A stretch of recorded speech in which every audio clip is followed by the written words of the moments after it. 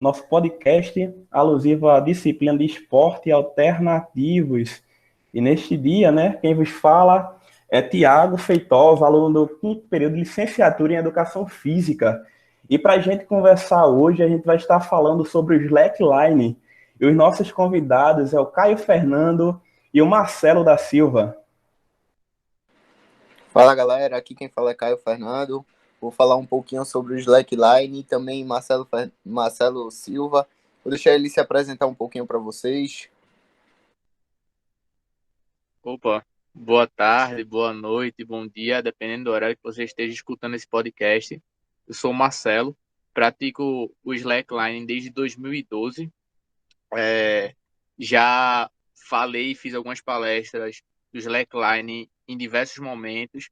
Atualmente, por causa da pandemia, está parado, mas eu tenho uma parceria em um projeto onde eu utilizo o Slackline com idosos e a gente vai conversar um pouco mais sobre isso, sobre a modalidade e sobre tudo que rodeia e que está envolvido no Slackline. Pronto, galera, depois da apresentação aí de Marcelo, eu vou falar um pouquinho sobre o Slackline e caso algum de vocês aí, Marcelo, Thiago, queira acrescentar alguma coisa, é só me interromperem. Fiquem à vontade, aqui nós estamos em casa, né? E vale ressaltar para todos, fiquem em casa por conta da pandemia, mas vamos lá falar um pouquinho sobre a história do slackline. O slackline ele é um esporte que consiste basicamente em equilibrar assim, em uma fita suspensa entre dois pontos fixos. Seu objetivo ele é atravessar esse percurso se equilibrando, possibilitando treinar o corpo, a melhora do equilíbrio, da concentração. Então, o slackline ele pode fazer, além disso, de se equilibrar, de passar de um ponto ao outro, você pode realizar diversas manobras sobre ela, sobre a fita. E hoje o slackline ele é considerado um esporte pela Confederação Internacional de Esportes Radicais. E entende-se então que o slackline é uma variação da corda bamba do circo, muito conhecida, e existem evidências que nos Estados Unidos, que em 1907, que é quando uma pessoa ele atravessou, Ivy Baldwin, atravessou num cabo de aço sobre duas torres de arenito de 200 metros de extensão a 180 metros de altura. Então aí é basicamente uma variação que o slackline tem sobre a corda bamba. Eu vou falar um pouquinho assim sobre a origem. O slackline ele teve uma origem nos meados dos anos 80 nos Estados Unidos, nos campos do Vale do Yosemite, que onde eram os escaladores, eles ficavam nas montanhas acampados por semanas em busca de novas áreas por escaladas. E aí nesses tempos vagos que esses escaladores tinham, eles, ou quando as chuvas chegavam e impediam eles de escalar, eles esticavam fitas através dos equipamentos que eles tinham e tentavam se equilibrar nessas fitas e começavam a caminhar nela. Pronto, e com isso a brincadeira que começou como uma brincadeira para eles passou a ser realizada frequentemente. De acordo com que eles iam escalando, eles melhoravam a prática de escalada e eles passavam a esticar essas fitas para fazer essa brincadeira para eles e acabou se tornando um esporte. E com isso, com o passar do tempo, o slackline ganhou diversos adeptos mundialmente. A corda ela foi substituída por uma cinta própria para a prática, facilitando a execução. A gente vai falar um pouco mais sobre os materiais do slackline e tudo com o passar do tempo durante aí nosso podcast. Vamos lá, Tiago, vou passar a palavra para você agora. Muito bom, Caio. Muito bom falando aí, né? Fazendo esse resgate à origem, né, do slackline. E como ele surgiu, né? O contexto, as práticas, é algo que chama bastante atenção, principalmente para aqueles, né, apaixonados por aventura. É algo extremamente vital, porque a gente percebe, né, que algo que começou com uma brincadeira ganhou proporções extraordinárias, né? Alcançando, como você disse na sua fala, Caio, muitos adeptos. E falando sobre essa proporção, hoje em dia, né, a gente percebe que o slackline não é mais apenas uma brincadeira. Tanto que, como o nosso companheiro, né, Caio Fernando já adiantou, há uma série, né, de adaptações, eu diria que evoluções, né, ao decorrer da modalidade, que hoje essa prática esportiva ganhou diversas modalidades dentro dela mesmo. Então, agora eu convido, né, Marcelo, como especialista aí da área, né, como vocês podem acompanhar na sua apresentação, ele vai estar falando um pouco acerca desses materiais que são usados nas práticas de slackline, além das suas modalidades, como, por exemplo, né, que ele vai falar diversas modalidades como soulline, né, yoga line, trickline, waterline. Algumas dessas modalidades, Marcelo, que você achar importante frisar, pode ficar à vontade. Eu gostaria só de fazer um pedido especial para você falar um pouco do Slack Fit, que eu andei pesquisando aí e vi que é uma tendência que ganhou muito espaço nos dias de hoje. Então, Marcelo, você com a palavra no nosso podcast. Isso, Tiago, exatamente.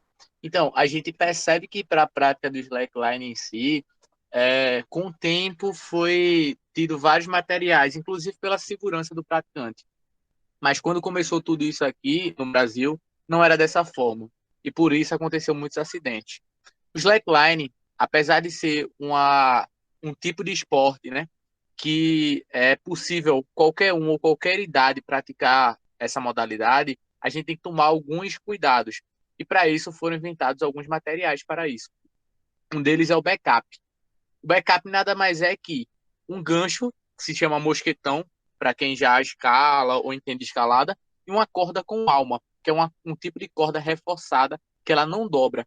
Então ela serve, o nome já diz, o backup, ela serve para o seguinte: caso venha acontecer algum acidente da fita torar, ele faz esse resgate da fita para você não ter nenhum tipo de acidente. E aí em 2012, né, no Brasil, quando chegou o slackline aqui, nos meados de 2010, 2012, houve um grande problema, porque os materiais chegaram muito caros mesmo. E aí teve essa dificuldade, sabe? Onde uma fita de slackline era R$ 600, R$ 700, 500, algo muito caro na época e ainda nos dias de hoje. E aí as pessoas começaram a utilizar materiais mais brutos, do tipo fitas de caminhão e essas coisas, que eram muito mais baratos. E por isso houve acidentes. E aí a Gibbon Slackline, outras marcas também de Slackline, instituíram alguns materiais, inclusive até para essa segurança. Para esses materiais são necessários uma fita especializada para a modalidade. A gente tem fitas tanto para o baseline, que é uma modalidade onde utiliza os princípios do slackline, né? É utilizada para iniciantes. E aí a gente tem uma fita própria para isso, como a gente também tem uma fita própria para manobras, que é uma fita mais elástica, utilizada no trickline e também utilizada no waterline. E aí, como eu falei, também tem um backup, temos o protetor de superfície. Nós, praticantes de slackline, a gente entende que é necessário a gente proteger o local onde a gente está praticando aquela modalidade. E, geralmente, a gente utiliza muitas árvores. É importante frisar que, ao utilizar árvores, identificar se essas árvores têm no mínimo 30 centímetros de diâmetro, porque a gente aí garante que a fita e a ancoragem esteja segura. Ou seja, além do protetor de superfície, que ele é constituído ou de um material de EVA, ou algum tipo de borracha, também pode ser algum tipo de colchonete, né? A gente também tem a catraca, e aí também a catraca ela é específica para o tipo de modalidade, certo? Ou seja, temos umas catracas maiores, temos umas catracas maiores para práticas de modalidades do slackline que precisam de mais manobras, ou seja, precisam de mais tensão na fita. E a gente tem umas catracas menores que elas servem para fazer essa ancoragem, mas elas não precisam de tanta tensão. Ou seja, modalidades como o baseline, que é o slackline para principiante, e o shortline, que é algo ainda mais iniciante, como onde você coloca a fita de uma forma mais curta ou seja, ele vai ter mais estabilidade para o praticante. Além além do básico, né, desses materiais básicos que eu falei, tem materiais opcionais, como o Slack Track, que nada mais é que uma estrutura de ferro para que você possa praticar o slackline dentro de academias, estúdios, dentro da sua casa, que é um material um pouco mais caro, sabe? Mas é um material opcional. Que aí, com o tempo, as pessoas foram fazendo adaptações de formas seguras, que também dá para fazer essa ancoragem, como cavaletes. As pessoas utilizam cavaletes de ferro e fazem a ancoragem do slackline com um tipo de mosquetão especializado também para a escalada. A gente tem um guia também, né? Caso a gente queira ensinar as pessoas que têm medo de subir na fita, então o guia nada mais é que uma corda do mesmo material que a corda do backup, uma corda com alma, que aí ela traça todo o percurso de forma em que você com a mão esticada consiga tocar nessa corda para se sentir mais seguro durante a travessia na fita. Além desses materiais, a gente tem outros materiais também, como dependendo da modalidade. No Highline, a gente utiliza a cadeirinha, que é uma cadeirinha de escalada, né, para proteger o praticante. No Longline também é utilizada a cadeirinha. Existe também tipos de caneleira para você proteger a canela, proteger o joelho em modalidades que exijam manobras. E os materiais basicamente são esses. Claro que com o passar do tempo, novas modalidades vão surgindo e novos materiais também, principalmente para a segurança do praticante, são utilizados. E aí eu vou falar um pouco para vocês sobre as modalidades. É legal entender, né, que eu estava discutindo até com o Tiago sobre a diferença, né, da gente falar sobre modalidades e variedades, e a gente sempre fica nessa neura, né, de não saber como é que a gente vai instituir isso. Então, o mais correto a utilizar é modalidade. Por quê? O slackline já é um esporte que ele tem federação. Mesmo tendo uma federação muito tardia, né? Ele tem uma federação, então é considerado modalidade. Geralmente a gente utiliza variedade para coisas que não são instituídas. Exemplo, brincadeiras que ainda não viraram esportes. E aí, eu vou falar um pouquinho sobre as modalidades. Basicamente é o seguinte: o slackline ele surgiu e aí várias pessoas tiveram interesses diferentes na fita. Alguns queriam apenas atravessar a fita de uma forma mais simples. Então isso se chamou baseline. Nada mais é que a fita baixa de 30 a 60 centímetros de altura, onde as pessoas só têm a função de atravessar essa fita, fazer essa travessia, que também pode ser utilizado o guia. Quando você quer tirar o guia da pessoa, você utiliza o short line, ou seja, você diminui o tamanho da fita para que essa pessoa tenha uma fita mais estável, ou seja, ela vai ter mais segurança na fita. E aí vem outras modalidades mais acrobáticas, como o trick line, onde o trick line ele tem manobras estáticas e dinâmicas, né? E aí já já os meninos vão falar um pouco sobre as competições. A gente também tem o jump line, onde diferente do trick line, as manobras não podem ser estáticas, apenas dinâmicas.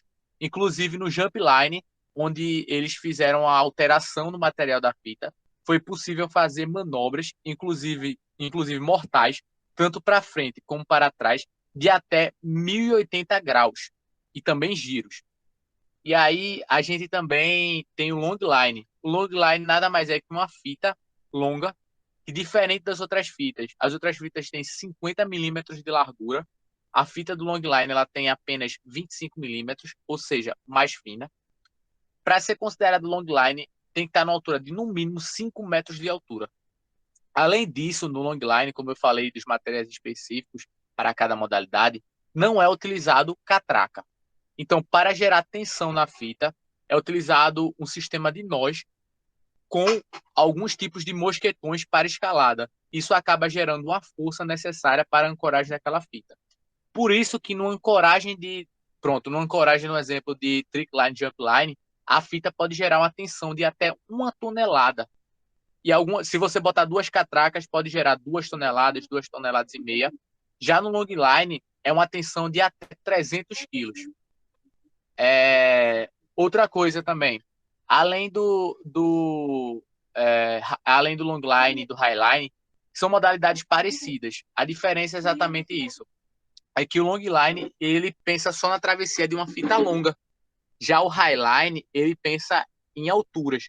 E geralmente, para você praticar o highline, você tem que ter algum conhecimento em relação à escalada. Até porque vai ser necessário fazer esse tipo de modalidade, de ter esse tipo de conhecimento, né? Para que você faça a prática. Outra coisa também, temos o Waterline, que ficou bem famoso, né? Por causa do Globo Esporte, né? E aí as pessoas vendo aquela ideia de liberdade de slackline, e algo que interessa muito os praticantes no waterline é exatamente você ter essa questão, né, de você não ter o chão para cair em si, né? Você não tem uma superfície, então você acaba perdendo medo, já que você vai cair na água. Porém, a gente não pode dizer que ela seja mais fácil, já que no trickline, pelo menos, a gente pode ter um impulso do chão em algumas manobras, e o waterline não é possível ter nenhum tipo de impulso, a não ser que seja do seu próprio corpo. Já falei do baseline, falei do shortline, e agora eu vou falar um pouco sobre yoga line. O yoga line nada mais é que uma aplicação dos movimentos de yoga em cima da fita. Então, geralmente, utiliza muitas manobras estáticas. E aí, com o yoga line, ele acabou também difundindo para outras modalidades. Exemplo, tem uma posição no yoga line que a gente brinca e chama no slackline de Buda, que nada mais é que as pernas cruzadas uma sobre a outra e a gente permanecer em equilíbrio em cima da fita, sentado em cima da fita. Outras coisas também, como fazer posições de parada de mão, paradas de 3 apoios, enfim, todos esses movimentos em equilíbrio em cima da fita.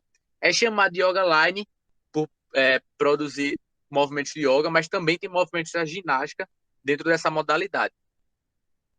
Outra coisa também é sobre o slack fit, né, que a gente estava discutindo sobre isso. E aí é uma nova vertente do slackline, onde um dos pioneiros, como sempre, é a Gibbon, né? Eu gosto muito de falar dessa marca porque ela auxiliou muito o slackline, né? Já que o governo deu tanta visibilidade para o esporte. Então, tudo bem que os materiais são um pouco caros em relação à marca da Gibbon Slackline, mas eles retribuem muito em relação ao esporte e ao direcionamento desse esporte. E aí o Slack Fit nada mais é que uma modalidade fitness do Slackline. Eles utilizaram um tipo especial de Slack Track, que é aquela estrutura de ferro, que eles produzem vibrações. Alguns produzem vibrações e outros não. E aí qual é a grande ideia? É você fazer movimentos, né, que você geralmente faz na calistenia, em cima do slackline. E aí, o slackline que gera essas vibrações, essa instabilidade, você vai trabalhar muito os músculos estabilizadores, seja no agachamento que você faça em cima da fita, seja numa flexão que você faça em cima da fita, dentre outros movimentos que é possível. Então, é uma tendência, né, que vem para renovar o mercado e que talvez ela venha contribuir muito nessa relação do slackline e o conhecimento do público. Eu gosto muito de brincar, né? Falar que o slackline ele é para todo mundo, independente mesmo.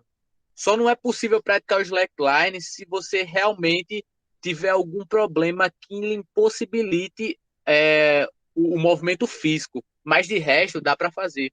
Tanto que eu estava até conversando com meu pai um dia desses, e ele me fez uma pergunta, se é possível alguém sem os membros praticar slackline. E aí eu vi uma foto, né, de um rapaz que ele era amputado abaixo do joelho, ele não tinha as duas mãos, e aí esse rapaz estava sentado em cima da fita e tinha mais 4 rapazes, cada um com uma corda amarrada na cintura dele, e que se ele caísse para a lateral direita ou da lateral esquerda, puxava a corda. Se ele caísse para a lateral esquerda ou da lateral direita, puxava. Sempre fazendo uma força contrária e exatamente auxiliando nesse controle, né, dos músculos estabilizadores do abdômen, músculos estabilizadores da lombar, né? E aí eu achei massa a ideia, e aí espero que continue, né? Porque o slackline ele tem muito ainda para crescer, para ensinar as pessoas que queiram se aproximar dessa modalidade. E é isso. Pronto, valeu Marcelo. Agora a gente vai falar um pouquinho aqui, o Thiago ele vai falar um pouquinho sobre algumas competições, brevemente sobre o que a gente, se a galera se interessar, né? Existem competições sobre do slackline. Thiago vai falar um pouquinho sobre elas. Vai lá, Thiago.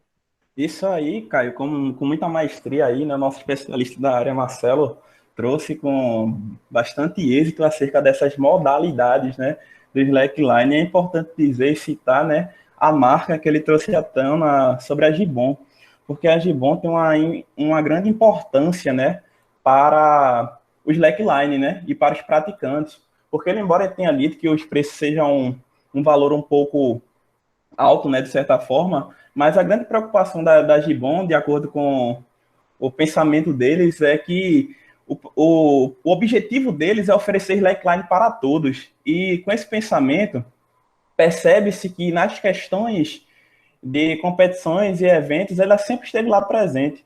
Porque em 2009, a Gibbon Slackline, juntamente com a WS Federation, eles, em suma, começaram a dar as primeiras organizações de competições mundiais, porque tinham o intuito, né, em 2009, de federar atletas e, consequentemente, formalizar regras para uma competição, né, dentro da modalidade. Sendo que, a partir disso, né, foram acontecendo diversos eventos, ainda não um campeonato mundial, mas no ano de 2010 ocorreu o primeiro campeonato mundial de slackline, que foi lá na Alemanha, na Praça de Munique, onde esse evento teve a participação de atletas de diversos países, como os Estados Unidos, França, Japão e outros países. E é interessante dizer que, a partir daí, né, com a WS Federation, começaram, né, a ter as regras de campeonato de slackline, né, as regras onde os atletas eles seriam avaliados, né, em ligeiro tempo por alguns requisitos, alguns quesitos, por exemplo, amplitude de manobras, variação, a dificuldade, né, a fluidez do movimento e o estilo.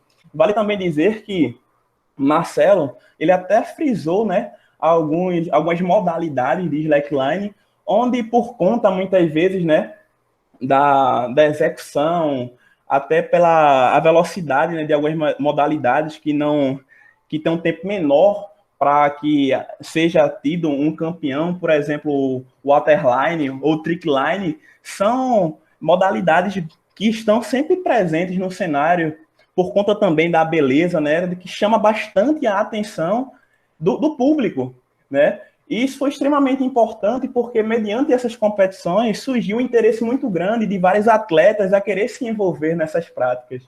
E é importante também dizer que, em virtude da proporção que o slackline ganhou, né, muitos atletas, inclusive, eles participavam de eventos. Por exemplo, o atleta de slackline brasileiro, Carlos Neto, ele foi o primeiro campeão mundial, né, de slackline brasileiro, que aconteceu no campeonato de 2011, que o campeonato foi realizado lá nos Estados Unidos, e ele foi o campeão, né, da modalidade. E é importante citar ele porque ele foi o primeiro campeão mundial brasileiro e que ele participou de diversas turnês musicais. Inclusive, na turnê de 2012 da cantora pop Madonna, ele estava presente lá, né, dentre os participantes de alguns atletas, né, da modalidade slackline.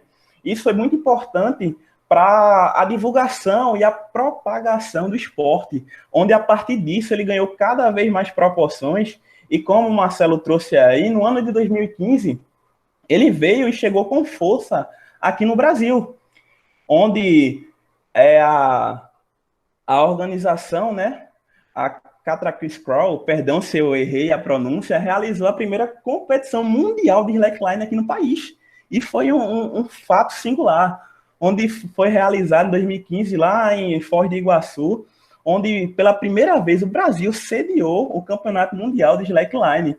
E a gente percebe que isso foi tão importante, né? Assim, os brasileiros, durante essas competições, foram até apelidados, né, de Slackline Brasil Storm, por conta do boom e a ascensão que eles alcançaram mediante essas competições, né? Sobretudo, vale salientar a questão da competição do waterline, que eles foram bastante destaque.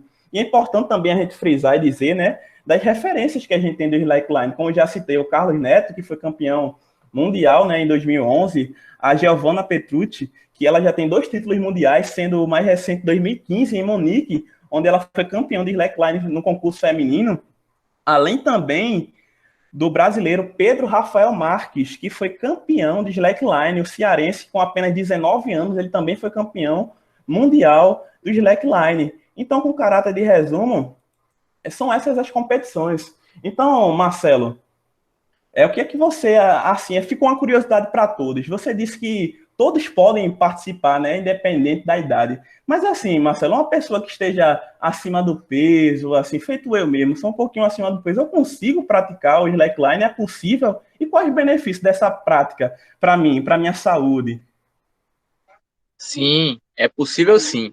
Ó, num projeto que a gente tinha, né, essa parceria, além de idosos, a gente tinha idosos que realmente estavam com IMC um pouco acima, sabe?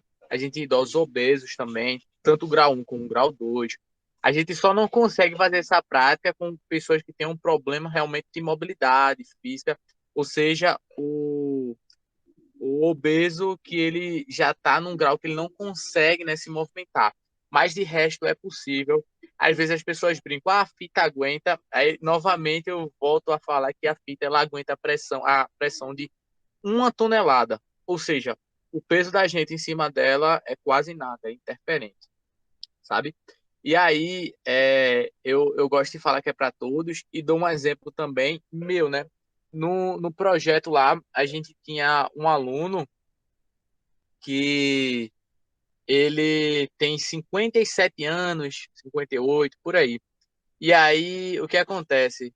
Ele tem Parkinson, né? E ele tem um problema de tônus muscular e ele é acima do peso também, né? E aí, a nossa preocupação foi exatamente essa. Poxa, o problema em si não é ele ser acima do peso, porque é possível essa prática, até porque a gente tem um guia em cima, tem pessoas, tipo, quando a pessoa não tem a confiança, é possível auxiliar a pessoa a subir na fita, colocar bancários para facilitar a pessoa a subir na fita, fazer essa segurança de ficar nas laterais, evitando que a pessoa caia.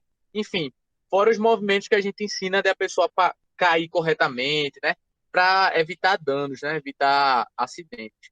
E aí esse aluno, a gente tinha medo porque ele tinha esse problema de perda de tônus muscular, ou seja, a qualquer momento os músculos dele perdiam a contração e ele podia cair. Então a nossa preocupação foi essa. Mas a gente percebeu que foi totalmente possível, até porque hoje em dia, como eu falei, com a evolução dos equipamentos de slackline, a gente tem uma gama de materiais que possibilitam a prática de qualquer pessoa que não tenha problema de mobilidade. E né, com a evolução, talvez seja possível para algumas pessoas com problemas de mobilidade a gente fazer alguma prática adaptada. E aí já é um pensamento, né, para pessoas que é, queiram é, queiram entrar nessa área, né? Por exemplo, é, a gente costuma dizer que é impossível um cadeirante ele praticar o slackline, mas eu já pensei na possibilidade até, né? Só não tive nenhuma conversa. Já que a gente utiliza também materiais próximos à escalada, por que não fazer como se fosse uma estrutura de uma tirolesa, né? Só a estrutura em cima, tipo o teu negócio, e jogar a fita embaixo, para que eles pelo menos sintam essa ideia de poder se deslocar, mesmo que seja com os membros superiores em cima da fita. Então, é possível adaptar, tudo é adaptável, sabe? Tudo é possível no slackline. E eu creio que, como eu falei antes, é um esporte que ele tem tudo a crescer e tudo a mostrar às pessoas que é possível a prática de várias formas e a prática também para diversos objetivos, diversas finalidades. Sejam para o lado fitness, como já foi falado, Slack Fit, seja para o lado de se tornar um atleta, seja para o lado de uma reabilitação, já que é um esporte que tem baixo impacto articular, seja para algo que tenha fortalecimento, né? Tipo, você quer fortalecer algum músculo específico na prática. Enfim, ele tem diversas maneiras de você utilizar esse tipo de esporte e também diversas maneiras de você incluir qualquer tipo de participante. Isso aí ficou muito claro. Eu acho que com a palavra aí que Marcelo nos deu, basicamente uma aula sobre o slackline. A gente sabe que o slackline ele é muito importante e Marcelo falou que todos podem praticar, inclusive dentro do âmbito escolar. Acho que é muito importante frisar que através dessas adaptações que Marcelo nos disse, é importante frisar que mesmo sem ter todos os materiais do slackline, é possível fazer essa prática desse esporte dentro do âmbito escolar. Acho que através o slackline a gente sabe que ele faz uma melhora no equilíbrio, na força corporal, corrige posturas. Com isso, a gente sabe que através do professor da educação física vai criando adaptações para trazer esse esporte para dentro da escola. Com isso, galera, eu acho que eu queria agradecer a Marcelo, agradecer a Tiago pela presença, a Marcelo pela aula que ele deu hoje. O nosso tempo já está esgotando, acho que a gente vai ficando por aqui. Agradeço a vocês por ouvirem nosso podcast e qualquer dúvida podem entrar em contato conosco pelo YouTube ou pelas redes sociais, a minha, a de Marcelo e a de Tiago também. E qualquer coisa, estamos aí. Muito obrigado por ouvir o nosso podcast. Mais alguma coisa, Tiago? Alguma coisa, Marcelo, que vocês queiram acrescentar? Não, Caio, já Só estou agradecer contemplado. Só mesmo. agradecer também. Obrigado a todos aí, né? Vamos ouvir também o agradecimento de Marcelo aí, que foi um convidado especial e deu uma aula de fato ao Slackline. Só agradecer a participação, né? Agradecer o convite, né, de vocês por poder estar mostrando um pouco do esporte, né? Para que todos tenham acesso, todos tenham conhecimento e que gere curiosidade, né? Para quem esteja escutando esse podcast e para a prática. Afinal, o nosso corpo ele está propenso, né, a experiências motoras e quem sabe com a prática você não se apaixone pela modalidade. Verdade, verdade. Então é isso, galera. Bom dia, boa tarde, boa noite. Depende da hora que vocês estavam escutando o podcast. E com isso ficamos por aqui. Valeu, galera. Até a próxima.